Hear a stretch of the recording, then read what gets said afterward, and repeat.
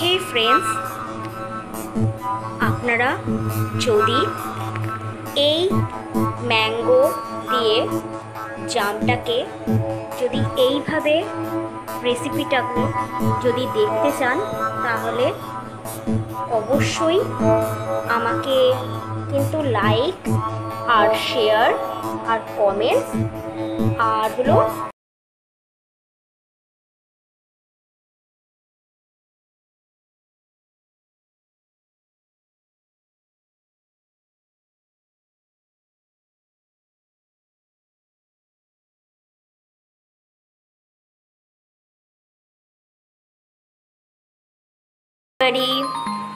Welcome back to my YouTube channel সঙ্গীতাশীল।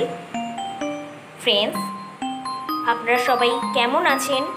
আশা করি খুব ভালো আছেন। ফ্রেন্ডস, সকলকে জানাচ্ছি গুড ইভিনিং।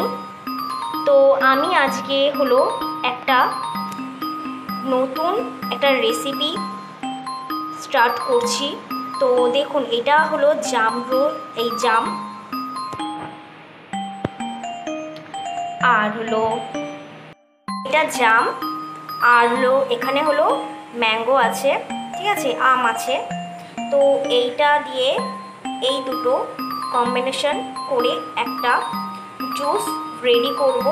তো চলুন আপনারা দেখুন গাইস, আমি হলো জামটাকে কেটে নিয়েছি আর হলো আমটাকে কুচি করে কেটে নিয়েছি আর আটিটাকেও ফেলে দিয়েছি। তো এবার স্টার্ট করছি। দেখুন ফ্রেন্ডস, আমি মিক্সিতে হলো আমটাকে আর জামটাকে আমি দিয়ে দিয়েছি। এখন আমি এবার এর মধ্যে একটু জল দেব। আমি এখন ফ্রিজ থেকে বার করছি জলটাকে। এখন আমি জলটাকে পরিমাপ মতন একটু পাতলা করে নিলাম। এবার এর মধ্যে আমি একটু চিনি দিয়ে দেবো। আমি এর মধ্যে চিনিটা অ্যাড করে দিলাম, আমার পরিমাপ মতন দিয়ে দিলাম। টক তো একটু বেশি করেই দিলাম চিনিটা। একটু বিট লবণ অ্যাড করে দিচ্ছি, এই যে দিয়ে দিলাম অল্প করে। এবার আমি মিক্স করে নেব। দেখুন মিক্স হচ্ছে,